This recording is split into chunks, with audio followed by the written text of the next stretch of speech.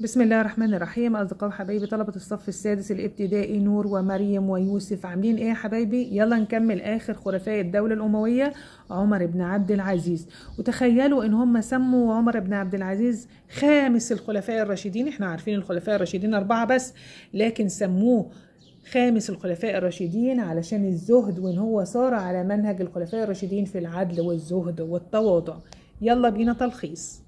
طبعا انتوا عارفين لازم نعلم ان هو التاريخ. هناخد الميم اللي في عمر هنخليها 99، الميم في عمر هنخليها 99 ل101. يبقى تولى الخلافة من 99 ل101. الميم في عمر هنخليها 99، فنخلي الميم 99 ل101. طيب عمر بن عبد العزيز عمل ايه؟ عين الولاة واللي يتميزوا بأخلاق وقدوة حسنة، منعهم من ممارسة التجارة وأعطاهم رواتب بتغنيهم عن أي حاجة علشان يهتموا بشؤون الشعب. يبقى ليه منع القضاة والولاة من ممارسة التجارة؟ علشان يتفرغوا لشؤون الشعب. كمان عمل ايه؟ عمل السياسة اتبعها، فجعل الأموال تتدفق إلى خزينة الدولة. وكان يا ولاد سبحان الله في بعض الأحيان ما كانوش بيلاقوا فقراء علشان يعطيهم الزكاة لتحسن أحوال البلاد الاقتصادية. تخيل لما تدور على فقير علشان تعطيه الصدقة أو الزكاة ما تلاقيش. عمل ايه كمان؟ عمل الخانات دي هي ايه؟ حطها، خلي الخاء فيه يبقى للمسافرين، اماكن لاستضافة المسافرين.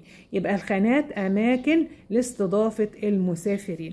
كمان عمل ايه؟ اهتم بالعلم والعلماء، وتحققت العدالة في عهده في كل المجالات، وتقدم في كل المجالات. طيب مكانة النساء في الدولة الأموية كانت ليهم مكانة عظيمة. وكانت زوجة الوليد بن عبد الملك كانت بتجود وكانت كريمة جدا على النساء وبتعطيهم أموال، وكانت تقول أف للبخل، والله لو كان ثوبا ما لبسته ولو كان طريقا ما سلكته. طيب أسباب انهيار وسقوط الدولة الأموية بعد وفاة الخليفة عمر بن عبد العزيز. ليه؟ بدأت الأسرة الأموية صراعات على الحكم، كل واحد عايز يتولى الحكم، وصراعات من القبائل على المناصب المهمة في الدولة، وظهور الدعوة للدولة العباسية في خراسان.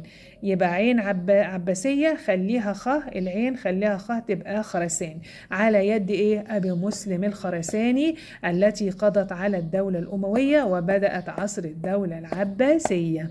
يبقى ليه سقطت الدولة؟ علشان الأسرة بيتصارعوا على الحكم، وكمان القبائل بيتصارعوا على تولي المناصب المهمة في الدولة. يلا بينا علشان هنشوف الدولة العباسية. لو عجبكم الفيديو اعملوا شير. شكرا لكم، سلام عليكم.